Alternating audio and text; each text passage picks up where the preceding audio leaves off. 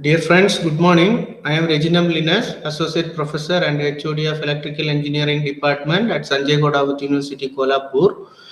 1 month before, I have uploaded one video regarding vector control of basics of vector control, which I have already conducted a webinar in one of the webinar in the previous 1 month before. So, as a part of that, before you refer this webinar, this video, it will be good just you refer that video also. This is the vector control 2. That is previously vector control 1. I have explained what is reference frame and how it will be everything, what are the applications, everything I have told in that understandable way. In this lecture, today I am going to show how to do the simulation with a vector control of permanent magnet synchronous motor, especially surface mounted permanent magnet synchronous motor and salient pole type, non-salient pole type. That means rotary smooth surface, how we will do the simulation.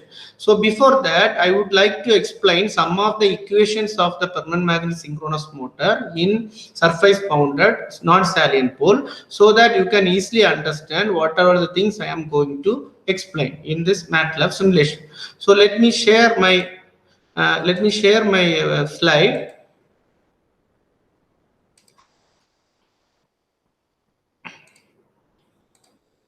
I think you can see my screen. Then here, let me explain first that equation of permanent magnet synchronous motor in DQ reference frame.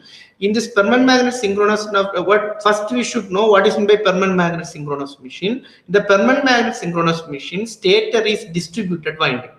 So that back EMF is sinusoidal, as like normal synchronous motor or maybe DC motor. Maybe that induction motor. Stator is distributed winding. Therefore, back EMF is sinusoidal. Rotor is permanent magnet. That's all. The one with the rotor, there we don't have any control from outside to the rotor. So as the rotor is permanent magnet, there is no need of giving any supply, DC supply from outside. Already it is permanent magnet. That is the only difference when compared with synchronous motor and this permanent magnet synchronous motor. So in the synchronous motor, so now here I am choosing that synchronous reference frame. I already told in the previous lecture also what is meant by synchronous reference frame. The reference frame which is rotating in the synchronous speed. So now in this case, rotor initially it will start from 0 and reaches the synchronous speed. Gradually it will reaches to synchronous speed. So as if we are sitting in the rotor, we cannot able to do anything. We don't have any variable with the rotor. So what we are doing? We are sitting in the stator and transferring all the variable to the synchronous reference frame. In the synchronous reference frame, so that what will happen? One can control the rotor by using stator variable. Since stator supply is already in synchronous speed, so we can control the variables in the stator side. So that is called as a synchronous reference frame. So we are rotating in the synchronous speed and we are transferring all the rotor variable to the stator, so that in this case, in this reference frame, rotor is initially rotor is a pseudo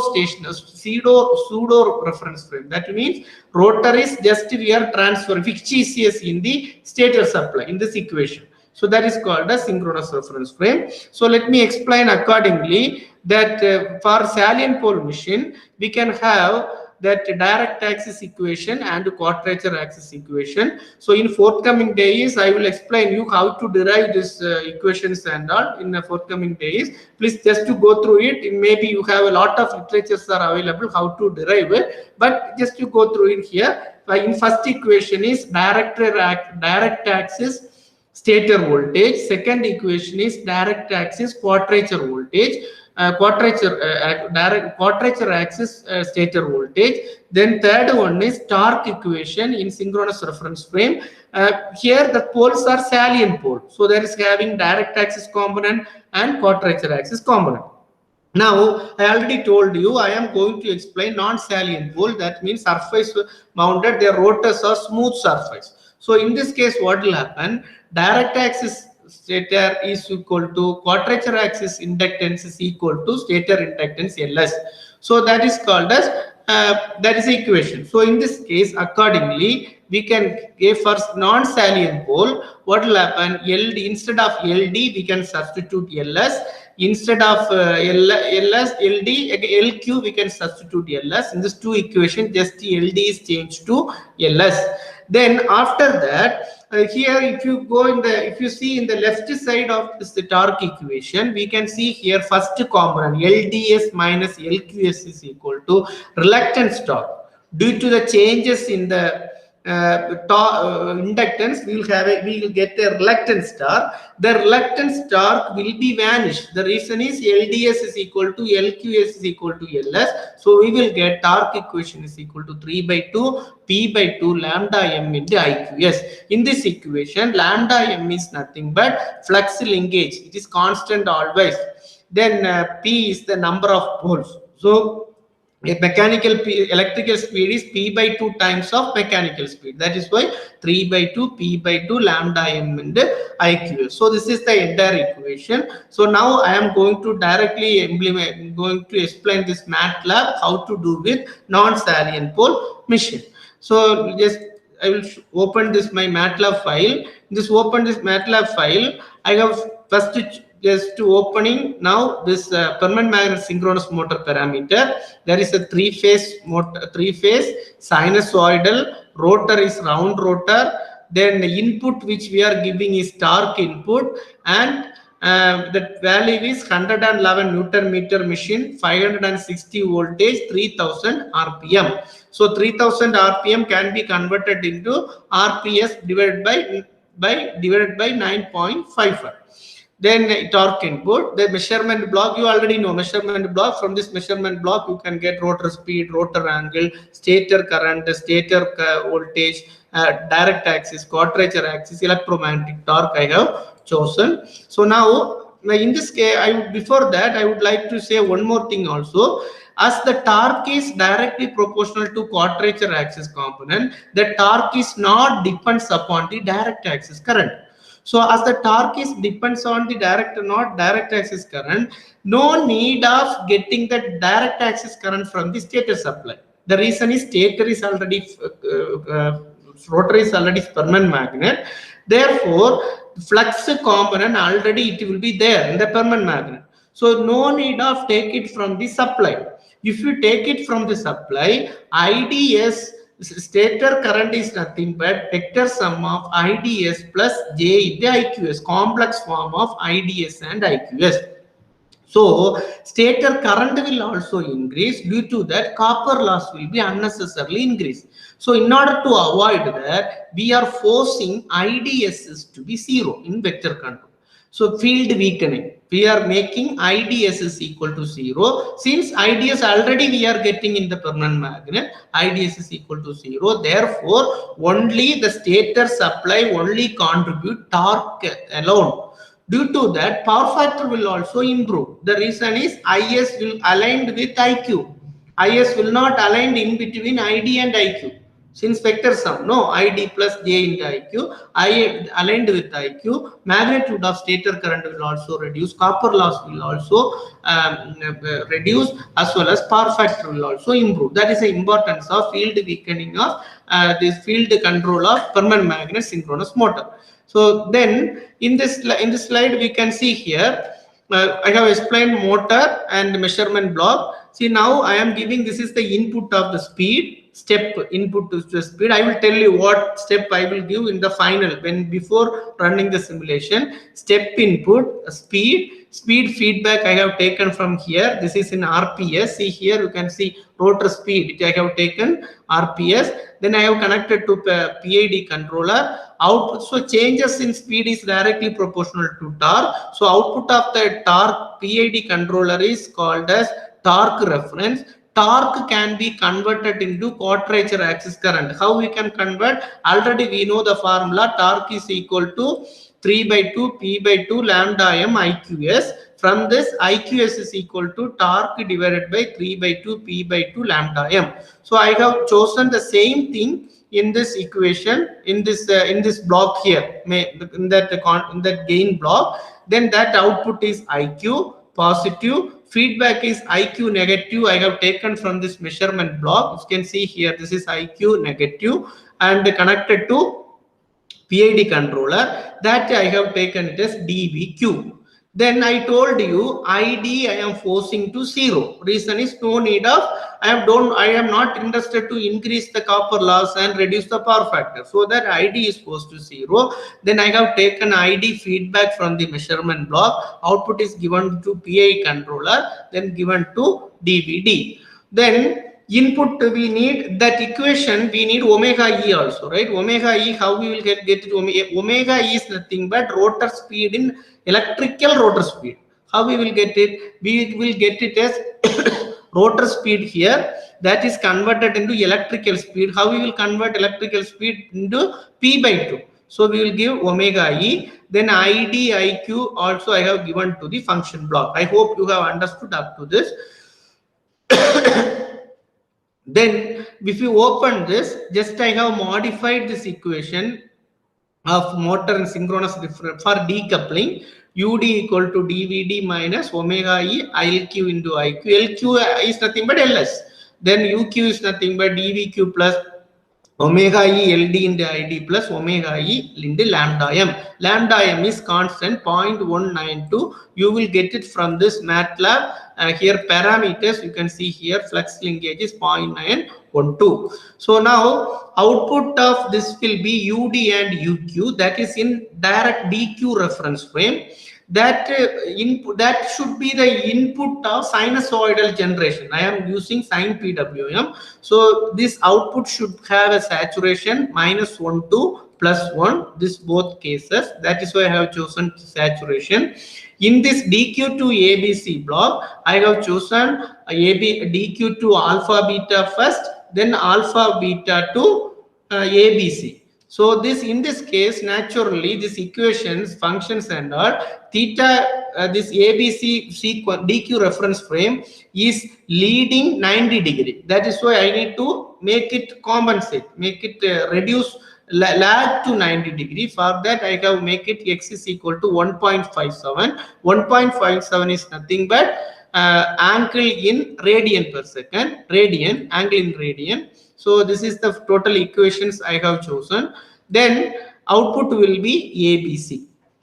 And this output will be ABC. So in this case, we need in this alpha beta to DQ, we need theta also. Alpha beta, DQ to alpha beta, we need theta also. Theta I have taken from here.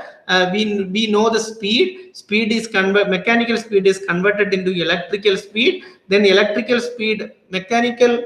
Sorry, we have a rotor angle. The rotor angle is converted into electrical rotor angle by converting, multiplying by P by 2. Then I have used this function by using mod operation. I have generated the theta. Theta is nothing but one cycle will be 6.28 radian. So every time we have to change it.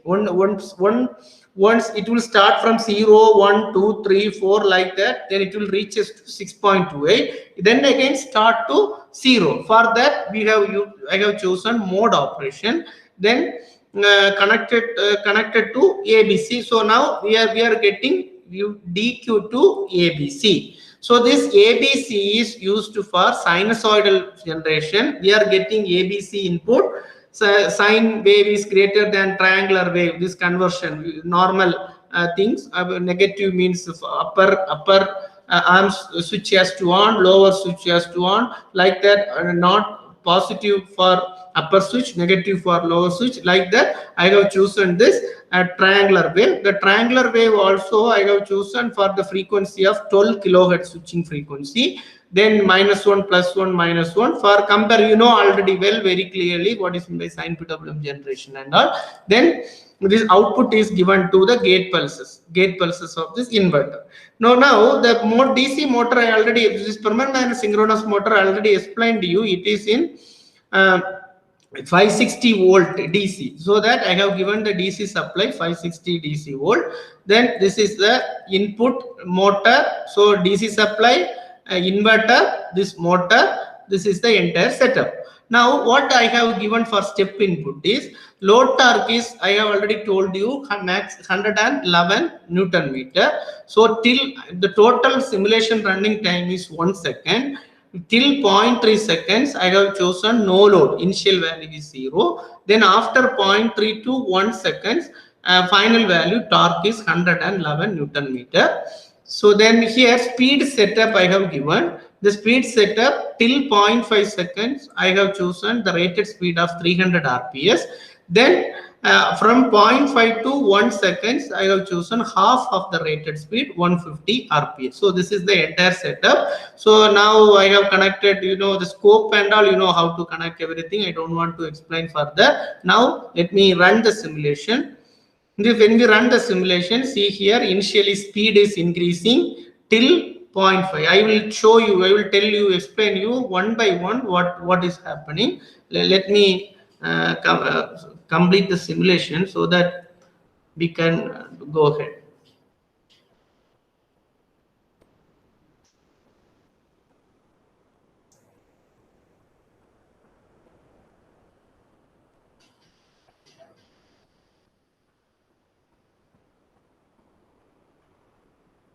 So in this simulation, let me just we can run initially to 300 RPS I have chosen. That is why first waveform 300 RPM it is reached. There is having inertia, that is why it is increasing slowly and reached. Then rotor angle we know, based on the speed, rotor angle slope will change, we know.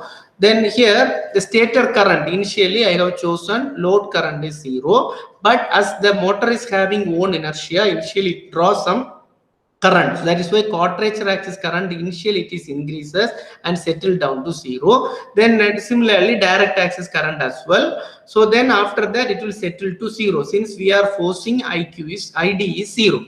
Then electromagnetic torque, initially load torque is 0, that is why output electromagnetic torque also 0. As load torque is 0, IQ is 0, ID is always 0, ID is forced to 0, speed. Then in this case speed, in this case let me at 0.3 seconds I have increases the load to 111. As I increases the load to 111, see the stator axis, quadrature axis current, it is increases to the respective current. It is increases when free 0 to, if you zoom it, you can get it how much value it will be. So you can, now it is reached around 100 amps. Then after that, then it will run. So as the load is increases, quadrature axis current increases, electromagnetic torque here also increases, but as that is load is not depends upon direct axis current. That is why there is no transient in the direct axis, even though load changes. Then then at 0.5 seconds, what will happen? Speed I reduces to 150 RPS. As I speed I reduces to 150 RPS, accordingly the torque has some speed has to reduce. No, therefore torque component based on the inertia and all, torque component has to current is reduces and reaches to the normal value of the load torque of 111 in this area, reduces and again increases.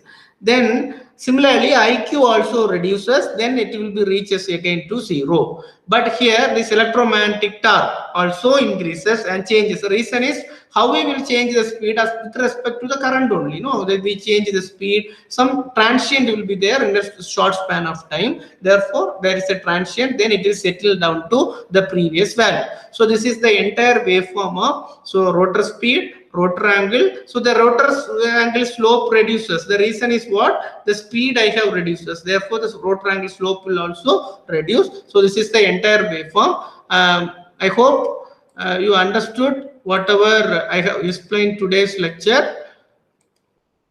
With this, I would like to conclude today's the vector control of a permanent magnet synchronous motor. Maybe in the next class I can come with vector control of permanent magnet synchronous generator also. There is no much changes. Instead of torque positive, we will give torque is negative, that's all. So automatically it will be act as a generator. Accordingly we have to feed the power to the grid and all we can do. I hope it is very helpful to you. Wish you all the best. Thank you.